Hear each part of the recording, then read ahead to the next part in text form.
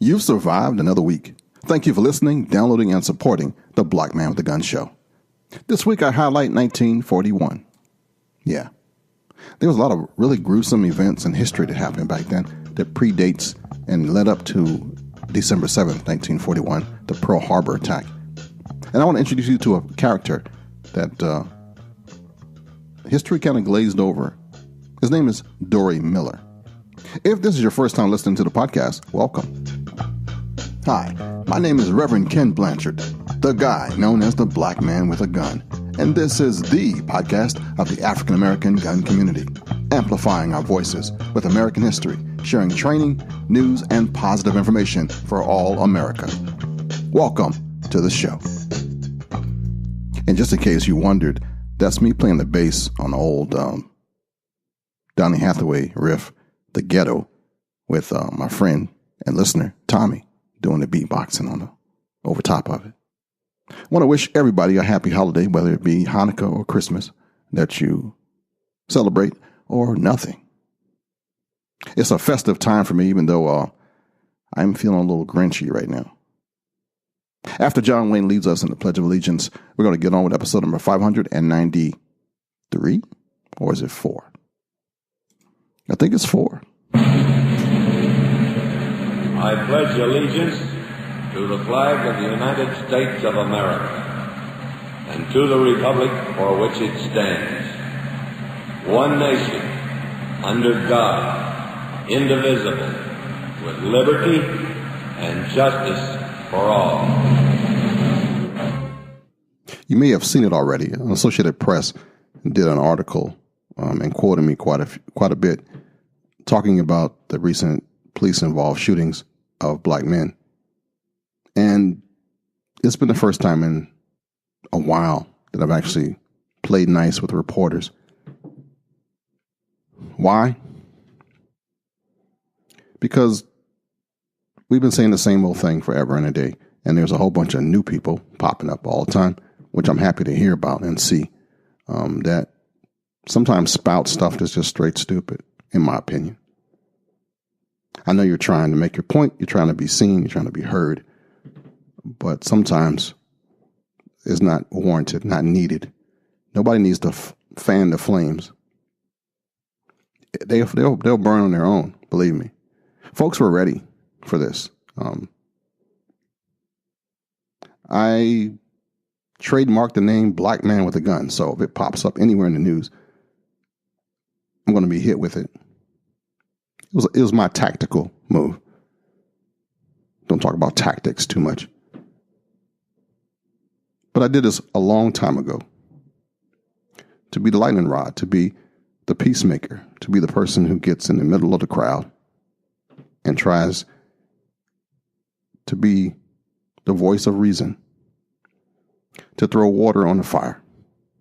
That's my point. That's my purpose. I believe blessed are the peacemakers. I'm able to tear up some stuff. If you want to come with it, I can bring it. But that's not my job. My job is to squash the fire, to make peace if I can. I wish I could make more sense of the tragedies. I wish I could make more sense of what's happening. But when I look at history, it has always been this way. But we need more peacemakers. We do. There's enough idiots out here fanning the flames of dissension and division. There's enough idiots out here not helping the cause, looking for a reason to protest, to throw stones, to be martyrs almost. I allowed the interview to happen because I wanted somebody to look my way again, in all honesty. So that on the second go around, you'll hear a voice that you haven't heard in a while, like this one. I know for a fact that all law enforcement, all police officers are not racist. I know for a fact. Just like I know that all black people don't like chicken. There is no absolutes when it comes to people. So we as people have to stop acting like there's a far left and a far right. We're a little bit of everything. All of us are. We are more alike than we are different. You can celebrate your differences. Have at it. But not at the expense of others. I wish my younger brothers would consider shutting the F up sometimes on their posts. Honestly, forgive me for that. But watch your thoughts. They become words. Watch your words. They become deeds. Watch your deeds. They become habits. And watch your habits. They become your character. And character is everything, brothers. Put that in your so-called conscious pipe and smoke it. Need some ammo? Check out ammo.com. It's your best source for ammunition online. The shipping is fast, the customer service is good, and they sell name brands you can trust. Ammo.com. And if you like saving money as much as I do, use the link ammo.com/Black Man with a Gun. How cool is that? A few years ago, a friend of mine started this thing called the United States Concealed Carry Association. It's an education, training, and self-defense insurance company now. It's for responsible gun owners. You can get complete peace of mind when you join USCCA today. If you carry a gun for self-defense, you need this. It's a whole package: education, training, and self-defense insurance. Write this down: uscca.blackmanwithagun.com. That's uscca.blackmanwithagun.com.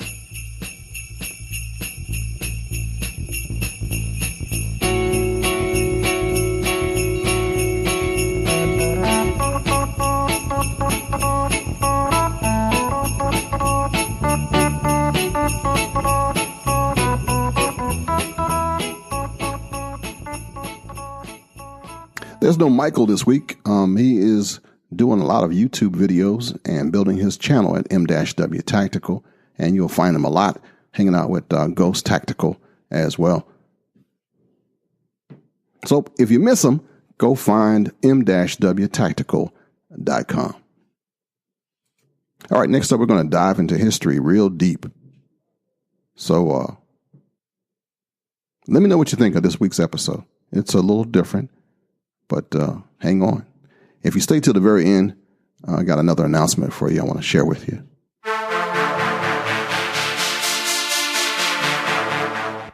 This week, I want to talk about 1941. We know in 1941, we had Pearl Harbor, December 7th, 1941. But a lot of stuff happened that year. As I look over my life, and maybe you take a pause for a second, and think about all the things that happened in your life, in your lifetime. Some of it is cyclical. Some of it happens over and over again.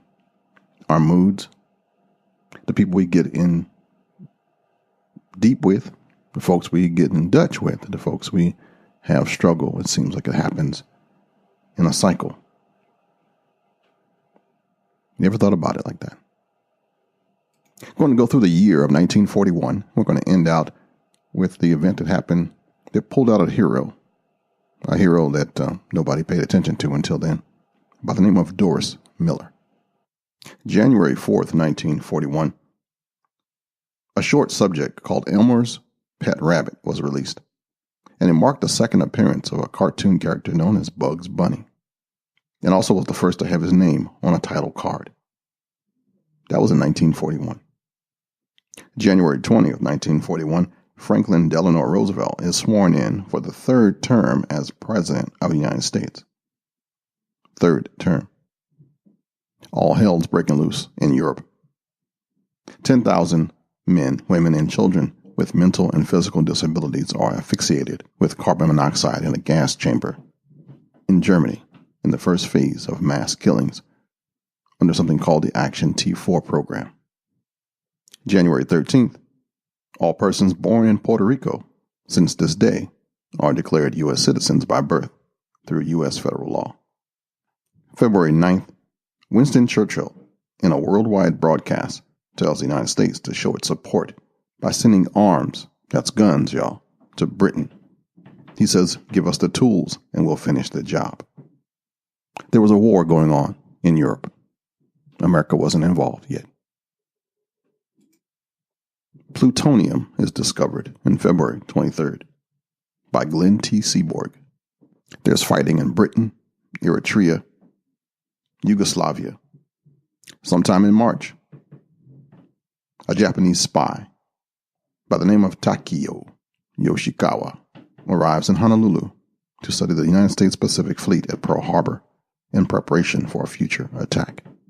April, the Axis forces capture Benghazi. Germany invades Yugoslavia and Greece. The U.S. acquires full military defense rights in Greenland. April 10th, the U.S. destroyer, U.S. Niblack, while picking up survivors from a sunken Dutch freighter, drops death charges on a German U-boat. It was the first, quote, shot in anger fired by America against Germany. German troops invade Belgrade. On April 13th, Soviet-Japanese Neutrality Pact was signed. May 1st, Cheerios is introduced by General Mills. May 10th, 1941, Rudolf Hess parachutes into Scotland, claiming to be on a peace mission.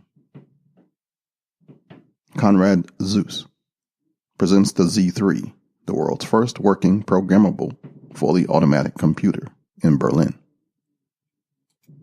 Joe DiMaggio's 56-game hitting streak begins as the New York Yankees center fielder goes 1 for 4 against Chicago White Sox pitcher Eddie Smith. The Viet Minh is formed at the Pac Bo in Vietnam to overthrow French rule of the nation as an alliance between the Indochina Communist Party led by Ho Chi Minh and the Nationalist Party. It will become the Viet Cong during the Vietnam War. In the North Atlantic, German battleship Bismarck sinks battlecruiser HMS Hood, killing all but 3 crewmen. From a total of 1,418 aboard, the pride of the Royal Navy. The British submarine HMS Upholder torpedoes and sinks the Italian ocean liner SS Contarossa. May 27th, German battleship Bismarck is sunk in the North Atlantic, killing 2,300 people. It is eventually found in 1989. Animators for Walt Disney go on strike for low pay. The Battle of Crete ends as Crete surrenders to invading German forces. 4,000 Chongqing residents are asphyxiated in a bomb shelter during the bombing of Chongqing. That was the Second Sino-Japanese War. June 22nd, Operation Barbarossa. Nazi Germany, with allies, invades the Soviet Union.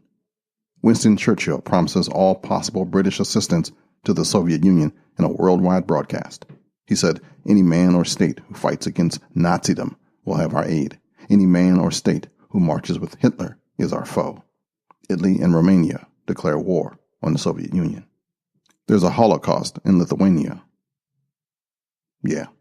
Between now and the end of the year, an estimated 190,000 to 195,000 out of the 210,000 Lithuanian Jews will be massacred, killing an estimated 95% of the nation's Jewish population. June 28th through the 30th.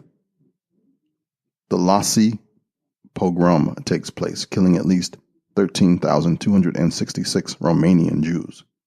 Hitler's second in command, Reich Marshal Hermann Göring, is appointed as Hitler's successor in a written decree. The decree will still come into effect should Hitler die in the middle of the war. The decree becomes void in April 1945 after Göring tries to assume power while Hitler is still alive, leading to Göring's expulsion from the Nazi Party. July 1941.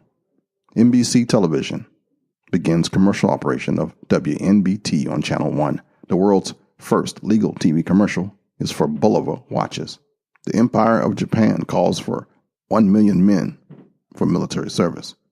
Joseph Stalin, in his first address since the German invasion, calls upon the Soviet people to carry out a, quote, scorched earth policy of resistance to the bitter end.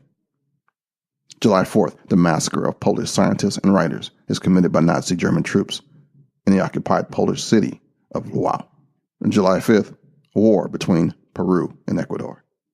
The slogan V for Victory comes out of Britain by BBC Broadcast. In July, The Ustasi brutally killed 200 Serbs inside a Serbian Orthodox church in Glina, Croatia, with a total of 700 to 1,200 people being killed in the area over the next few days. Under instructions of Adolf Hitler, Nazi official Hermann Goering orders SS General Reinhard Heydrich to submit to me as soon as possible a general plan for the administrative material and financial measures necessary for the carrying out of the desired final solution of the Jewish question. July 31st, 1941. And September 8th, requirement to wear the Star of David in the word Jew inscribed is extended to all Jews over the age of 6 in German-occupied areas. In late September, the Babi Yar massacre. German troops assisted by Ukrainian police and local collaborators killed 33,771 Jews. October was a brutal month. 200,000 Jews were killed in the outskirts of a town called Lublin, in a place called Bernichiv. 20 to 30,000 Jews were shot dead. Heinrich Himmler instructs SS and police leader Odilo Globinek to begin construction of Belzec, the first of the Operation Reinhardt extermination camps. The Maltese Falcon is released in the United States, starring Humphrey Bogart, directed by John Huston. Walt Disney's fourth animated film, Dumbo, is released in the United States. German soldiers and local auxiliary massacre more than 2,000 civilian men in Kragujevac in Nazi-occupied Serbia. 9,200 Lithuanian Jews are shot dead in the Kaunas massacre on October 29th. 1,500 Jews from Western Ukraine are sent by Nazis to extermination camps.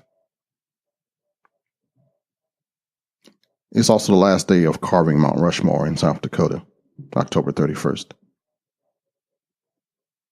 It's easy to think about biblical proportions of when people say there will be, in the last days, wars and rumors of wars. This has got to be the most beat up, low down time I can think of in American history when you read it all at one time. I've only been talking for about 9 minutes, and none of the stuff has been good, except for the few cartoons I've thrown in here and a couple of technical things that have happened, but it's been a horrible time for humanity. It's crazy times, but in November, the U.S. holds peace talks with Japan. Soviet leader Joseph Stalin addresses the Soviet Union for only the second time during his 3-decade rule. He states that 350,000 Soviet troops have been killed in German attacks, but the Germans have lost 4.5 million soldiers, which was a gross exaggeration, and that Soviet victory is near. The Soviet hospital ship Armenia is sunk by German aircraft while evacuating refugees, wounded military, and the staff of several Crimean hospitals. It is estimated that more than 5,000 die in the sinking. November 10th, in a speech at the Mansion House, London, Winston Churchill promises should the United States become involved in a war with Japan, the British declaration will follow within the hour. November 14th, in Belarus, German forces engaged in Operation Barbarossa murder 9,000 Jews that day. November 17th, Joseph Grew, the United States ambassador to Japan, cables to Washington, D.C. a warning that Japan may strike suddenly and unexpectedly. November 19th, both commerce-raiding German auxiliary cruiser Cormoran and Australian cruiser HMAS Sydney sink following a battle off the coast of Western Australia. There are no survivors from the 645 Australian sailors aboard Sydney. And November 21st, the radio program King Biscuit Time is broadcast for the first time, and it later becomes the longest-running daily radio broadcast in history and the most famous live blues program on the radio. November 30th and December 8th, in the Rumbala massacre, Nazi forces killed approximately 24,000 Latvian Jews and 1,000 German Jews outside of Riga. December 1st, Mayor of New York City and Director of the Office of Civilian Defense signed Administrative Order Number 9, creating the Civil Air Patrol. That's Fiorello LaGuardia. And all of that brings us up to December 7th. But before we talk about Pearl Harbor and all that, I want to introduce you to a guy by the name of Dorie Miller. He was born October 12, 1919, to Connery and Henrietta Miller of Waco, Texas. He had three brothers, one of whom would serve in the Army during World War II. Doris, known as Dorie, attended Waco Moore High School, where he distinguished himself as a battering ram fullback on the football team. And when not in school, the barrel-chested young athlete worked on a farm as a sharecropper with his father. At the age of 19, Dorie decided that he wanted to travel and also earn money to help support his family. So he went to Dallas and enlisted into the Navy. Now, back then, for any Negro, as we were called, you couldn't get much of a job other as a mess attendant. So on September 16th, 1939, 2 weeks after the outbreak of World War II, after undergoing basic training at the Norfolk, Virginia Naval Station, he was assigned briefly to the USS Pyro, an ammunition ship. On January 2nd, 1940, Miller was transferred to the Colorado-class battleship USS West Virginia. Commissioned on December 1st, 1923, the 32,000-ton battleship mounted 8 16-inch guns and was regarded as one of the best vessels in the U.S. fleet. Miller found his athletic prowess in demand aboard the Big Weavy, which is what they call the West Virginia, which had long emphasized sports activities for morale building among her crew. He won the Ironman athletic trophy more than any other ship. The young Texan became the ship's heavyweight boxing champion. He was assigned in July 1940 to temporary duty aboard the battleship USS Nevada and at the Secondary Battery Gunnery School, and returned to the West Virginia on August 3rd. Early on the balmy morning of December 7th, 1941, with all that had happened that I just talked about earlier in the whole year, the battleships, cruisers, destroyers, minesweepers, submarines, and tenders of the U.S. Pacific Fleet lay at anchor, peaceful and unsuspecting, around Ford Island in Pearl Harbor, Hawaii. On Battleship Row, the West Virginia, or the Weavy, was anchored next to the U.S. Tennessee and astern of the U.S. Maryland and U.S. Oklahoma.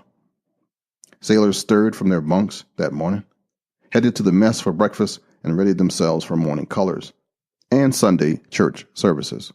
Aboard the West Virginia, Dorie Miller was below deck collecting laundry and starting another routine day of menial tasks that were prescribed functions of black sailors in the segregated U.S. Navy.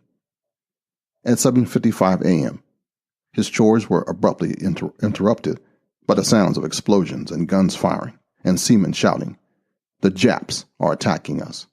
Without warning and against almost no opposition, the first of two waves of 360 Japanese carrier-borne torpedo bombers, dive bombers, and fighters had burst through the overcast and swept in over the islands of Oahu in attempts to attack the ships, airfields, and other U.S. military installations. 2 years and 3 months after its outbreak, America had been suddenly and brutally thrust into the global war and all those fights and wars that I spoke about earlier. Led by Kate torpedo bombers, almost 200 planes in the first enemy attack wave flew in low and fast over Pearl Harbor, losing their projectiles on Battleship Row. 3 battleships, California, Oklahoma, and West Virginia, were struck. The second run hit a cruiser and capsized a mine layer, and a third struck another cruiser in the old battleship USS Utah. Under 8 simultaneous dive bomb assaults, 4 more battleships, Nevada, Maryland, Tennessee, and Pennsylvania, caught fire, while the venerable battle wagon, the USS Arizona, took hits in her forward magazine and boilers. She blew up with the loss of 1,103 officers and men. Within minutes, Pearl Harbor was an inferno of explosions, fires, and high columns of billowing black smoke. Meanwhile, Japanese planes bombed and strafed the Ford Island and Kinaho naval air stations, the Marine Corps Air Base at Iwa, and the Army Air Force's Hickam, Wheeler, and Bellows fields, where bombers and fighters were parked wing to wing and almost completely wiped out. From the NBC newsroom in New York, President Roosevelt said in a statement today that the Japanese have attacked Pearl Harbor, Hawaii, from the air. I'll repeat that. President Roosevelt says that the Japanese have attacked Pearl Harbor in Hawaii from the air. We will interrupt all programs to give you latest news bulletins. Stay tuned to this station. Go ahead, Honolulu. Several planes have been shot down, and anti-aircraft gunnery is very heavy. All lines of communication seem to be down between the various Army posts. Everyone here in the islands were taken by surprise by the attack, and even yet it's difficult for some people to believe that our air raid on these beautiful islands has actually happened and that lives have been lost. After the attack on Pearl Harbor, several squadrons of Japanese planes came in from the south, dropping bombs and incendiary bombs over the city. One bomb dropped in front of the governor's mansion. Traffic is almost at a standstill. At Pearl Harbor, 3 ships were attacked. The Oklahoma was set afire. There is great activity there now in clearing the debris. The governor has proclaimed a state of emergency. The Army has issued orders for all people, the civilian population, to remain off the streets. After machine gunning Ford Island, the first Japanese planes moved to Hickam Field. There were 350 men killed in a direct bomb hit on the barracks at Hickam Field. A bulletin from New York. The Japanese took over the American Shanghai Power and Light Company this morning. This news came hours after the bombing of Honolulu. This is the National Broadcasting Company. Aboard the West Virginia, messmen Dorie Miller and other sailors scrambled topside to assist on deck when they felt the ship convulse and heard the din of sudden war overhead. The Big Weevy was burning and severely damaged after taking hits from 2 1,000-pound bombs and 6 or 7 torpedoes. She listed upright rapidly, but this was corrected by prompt counter-flooding, allowing the battle wagon to settle almost upright on the harbor bottom.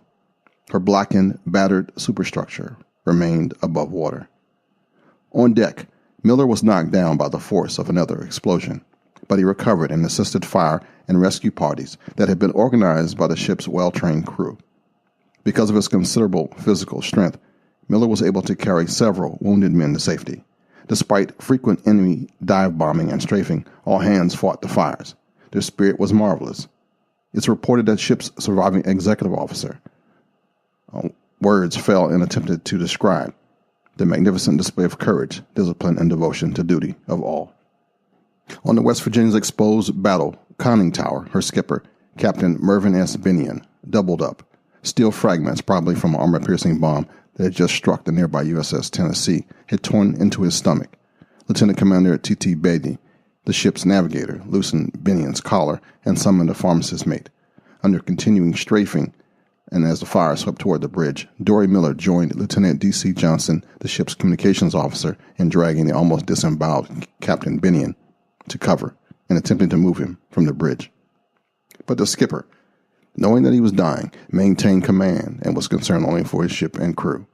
Lying on the deck of his bridge, he ordered that he be left alone, and his life flickered out a few minutes later.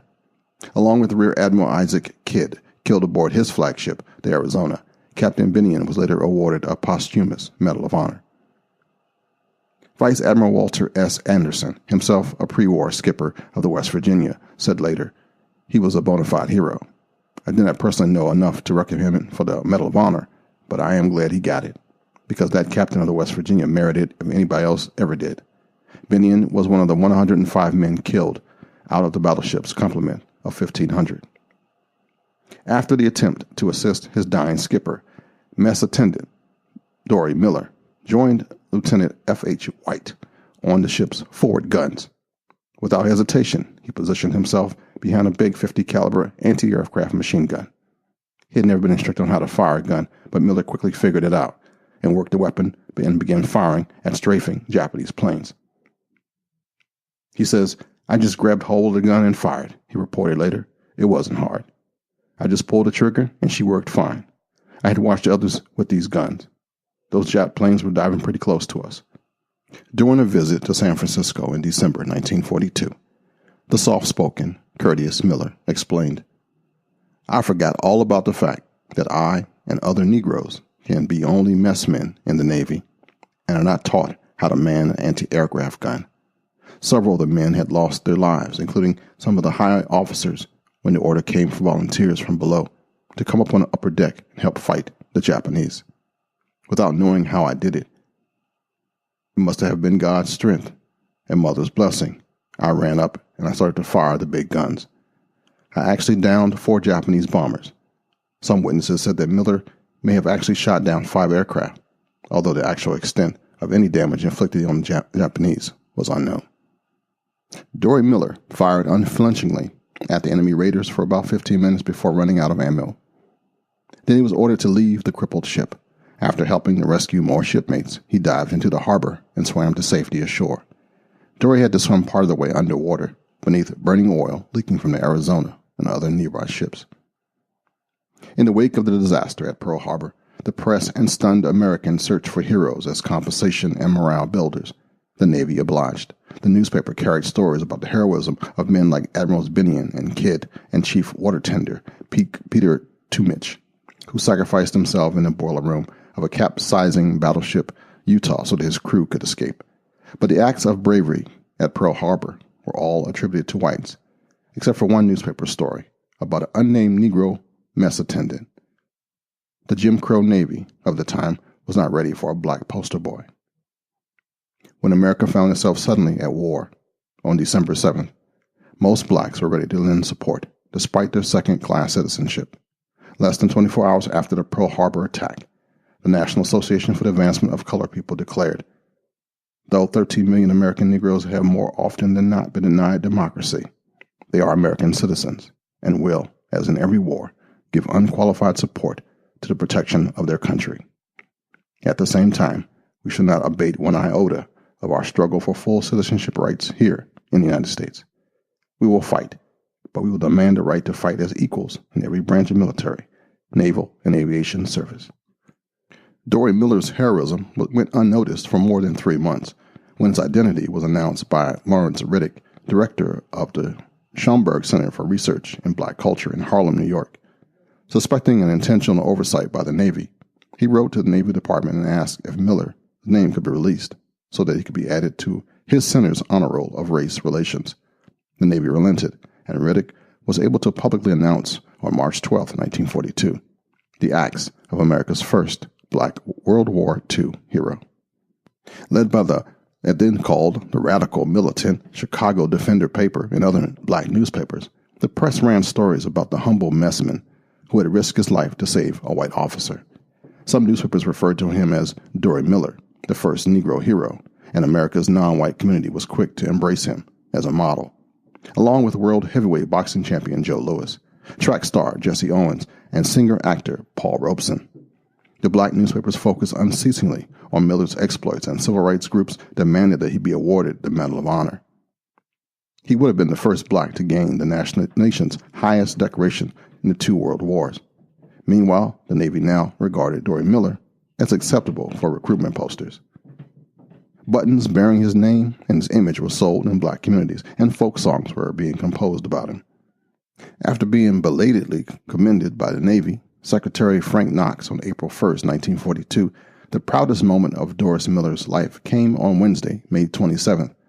In Pearl Harbor, not far from where the salvage work was proceeding on the hulk of the West Virginia, he stood on the windswept flight deck of the aircraft carrier USS Enterprise, to be decorated along with several other heroes of the opening battles of the war. Admiral Chester W. Nimitz, the U.S. Navy Commander-in-Chief of the Pacific, was the one who pinned the Navy Cross on Miller's chest. Admiral Nimitz declared, "This marks the first time in this conflict that such high tribute has been made in the Pacific Fleet to a member of his race, and I'm sure that the future will see others similarly honored for brave acts." Miller would also be awarded the Purple Heart, the American Defense Service Medal with Fleet Clasp, the Asiatic Pacific Campaign Medal, and the World War II Victory Medal. The War Department later sent the young hero on a national tour to promote enlistments. Miller completed his 17 months of duty aboard the cruiser Indianapolis, when she returned to the Puget Sound Navy Yard in Bremerton, Washington, on May 15, 1943. A few weeks later, he was assigned to his 5th ship, the brand-new escort carrier USS Liscum Bay, one of the Casablanca-class Jeep carriers, being mass-produced in the Henry J. Kaiser shipyards. The 14,000-ton, thin-skinned flat top had been launched on April 19, 1943, and commissioned on August 7th. Dorie Miller lost his life when that escort carrier was torpedoed in the Gilbert Islands on November 23, 1943. During the night of November 23rd, a Japanese Mitsubishi G4M Betty bomber dropped flares to illuminate the American flat tops for an aerial torpedo attack. By coincidence, a newly arrived enemy submarine, the I-175, was stalking the CVEs, and the flares gave her a clear view of the Liscum Bay. Then cruising near Budaritari Island, aboard the flat top on November 24th, flight quarters was sounded at 4:50 a.m. and general quarters at 5:05 a.m. Her pilots and air crewmen began to climb into their planes. 5 minutes later, Lieutenant Commander Sunil Tabatai's submarine took advantage of a gap left by two escorting destroyers, USS Hull and USS Franks, which had been detached, and loosed a spread of torpedoes at the Liscum Bay. One of them struck the flat top starboard side between the forward and after engine rooms. Two violent explosions rocked the carrier, and a column of bright orange flame rose 1,000 feet in the air. Fragments of the ship and airplanes were hurled into the air, and debris rained on other ships as far as 5,000 yards away. The flat top had been struck in the worst possible spot, the room where her bombs and torpedoes warheads were stored. The after portion of the ship was ablaze, and half of her had virtually disintegrated. More explosions took the flat top, and she continued to burn furiously. The entire ship seemed to explode, reported Ensign D.D. Creech aboard the USS Coral Sea, and the interior of the ship glowed with flame like a furnace. 23 minutes after the first hit, the Liscum Bay sank stern first. She was the first of 6 U.S. Navy escort carriers to be sunk in the war. Her loss stunned the Navy. Only 55 officers and 217 sailors were rescued by destroyers. A Navy report of the loss quoted witnesses as saying, "It was a miracle that anyone managed to escape such a roaring inferno." Among the 644 men who went down with the Liscum Bay, with Admiral Mullenix, Captain Wiltsey, and Dorie Miller, the quiet-spoken, humble Navy Cross winner was listed as missing after the sinking, and he was not officially presumed dead until November 25th, 1944. Miller's death was a big shock for the black community, which by then had become increasingly active in the war effort, thanks largely to the efforts of President Roosevelt, First Lady Eleanor Roosevelt, and the black labor leader, A. Philip Randolph. The Messmen's Heroism on the U.S. West Virginia inspired blacks in their struggle for dignity and the right to serve on equal terms in the segregated armed forces. As Willie Wright, a disc jockey in New Haven, Connecticut, said later, "I used to see pictures of Miller in the church I attended as a youngster, and I wanted to learn more about him." Remembering the sacrifice of Dorie Miller, increasing numbers of black men and women flocked to work in aircraft factories, munition plants, and shipyards. 1 million blacks, including 600,000 women, toiled in defense plants during the war. The burly, humble Navy Cross winner who had led the way for American blacks to take their place in the Allied struggle against tyranny was remembered. On June 30th, 1973, the Navy commissioned a Knox-class frigate named USS Miller, and a memorial plaque was dedicated by the Alpha Kappa Alpha sorority in the Miller Family Park at Pearl Harbor on October 11th, 1991. I want to give a quick shout out to the Dorie Miller Rifle and Gun Club. They were one of the first couple of gun clubs that I started talking to when I started the 10th Cavalry back in 91. They've been around a minute. Going to pause for a second, and while I'm gathering myself, I want to share some thoughts with you about 1941, Dorie Miller, and the history that you just shared with me.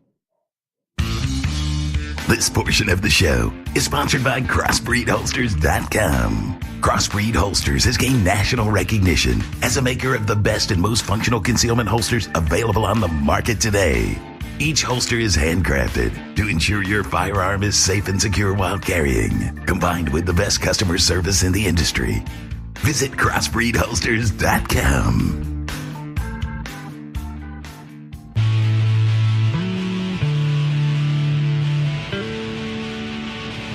Get the book that started it all. Black Man with a Gun Reloaded.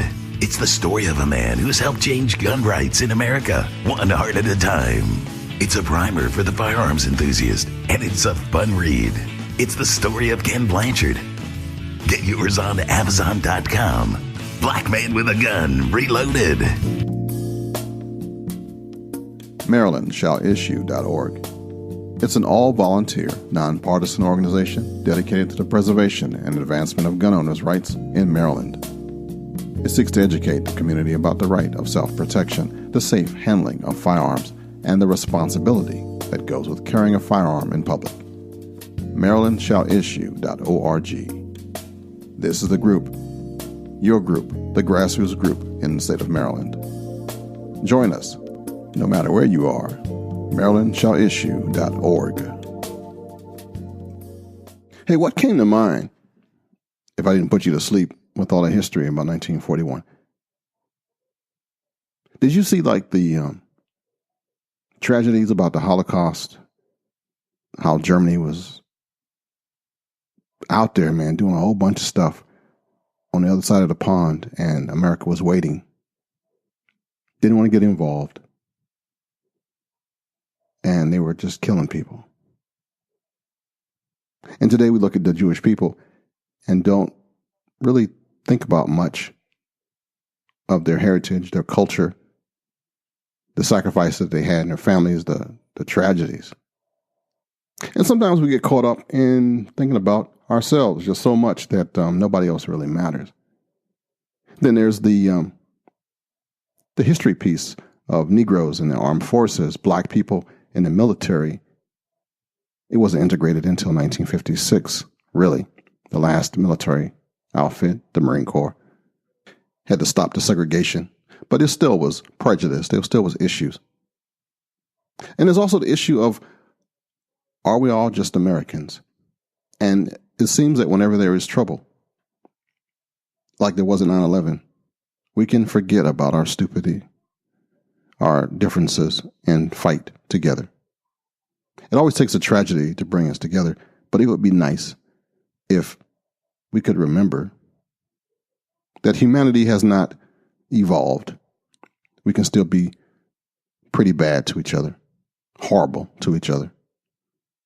And it starts off pretty benign and goes through all the levels of depravity and sickness and hate and just plain evil. But it would be nice, so nice, if our country, all religions, all races, all ethnicities, all people could be on one accord. What I hate right now is hate.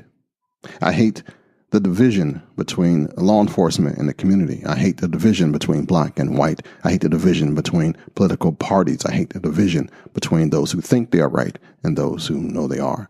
I hate the division between those who are trolls. I hate the division between those who live on the internet and have forgotten to speak to one another. I think I just hate division in whatever form it is. I know it's natural, but we haven't evolved to make it unnatural. People are just people, warts and all. We've come through so much, and we're not done yet. We're still arguing over religion. We're still arguing over too many things. How about for the next couple of days, or maybe if we can just do an hour to be at peace. Start with you, with me. Just be at peace with yourself first, and then try to expand that to somebody else for as long as you can.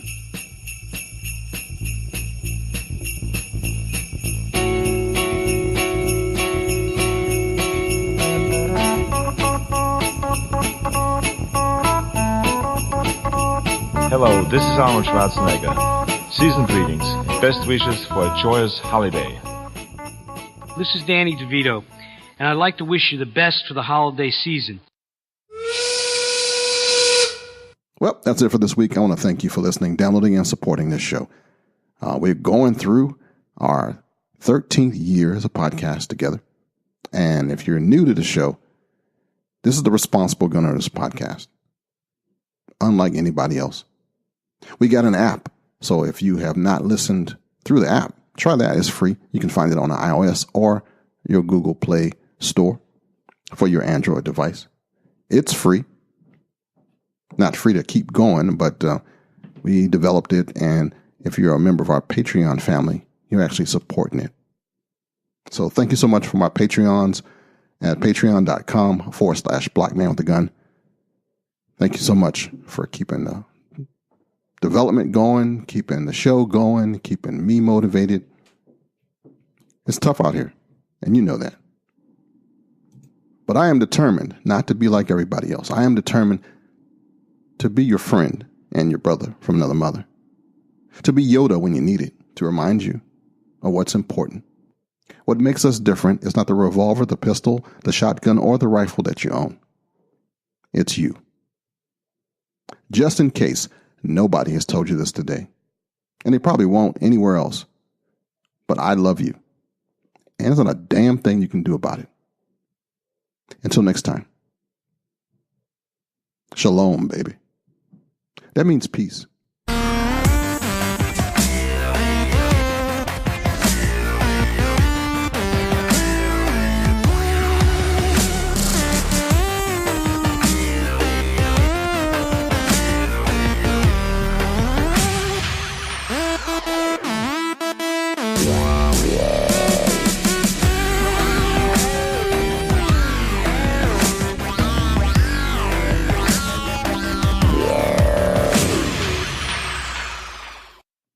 My announcement at the end I was talking about is I am creating a new company, new service business. If you are a podcaster or a podcast wannabe, or you are in the business, in our firearms business, in our industry, and you want to start a podcast, or you have a podcast and it needs editing, needs producing, then consider podcastsolutions.us, a new company that I'm starting.